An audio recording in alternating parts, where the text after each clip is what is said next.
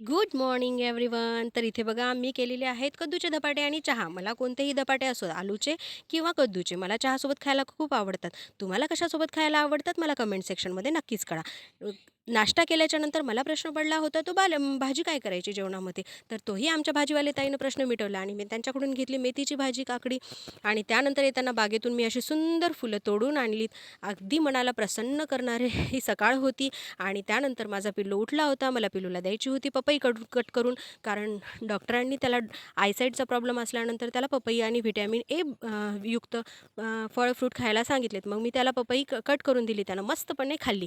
त्यानंतर उरले होते टरफलं. मग आता काय यूट्यूबवर आलं म्हटल्याच्यानंतर अशी क्रिएटिव्हिटी तर करावंच लागेल आणि केल्याच्यानंतर ती शो शो पण करावं लागेल. मग हीच मी पपईची उरलेली सालपटं घेतली आणि माझ्या चेहऱ्यावर हळूवारपणे मस्त सर्क्युलर मोशनमध्ये कपाळ, गाल, हनवटी, नाक, डोळे अशा सर्व चेहऱ्यानी ते सर्क्युलर मोशनमध्ये मसाज करत त्या टरफलाचा यूज केला आणि चेहऱ्यावर जसं मी मसाज करत होते तसं चेहरा माझा क्लीन दिसत होता. त्यानंतर मी चेहरा वॉश करून आले. तुम्ही रिझल्ट बघू शकता. तुम्हीही घरी ट्राय करा आणि मला कमेंट सेक्शनमध्ये सांगा रिझल्ट कसा आला आहे. बाय.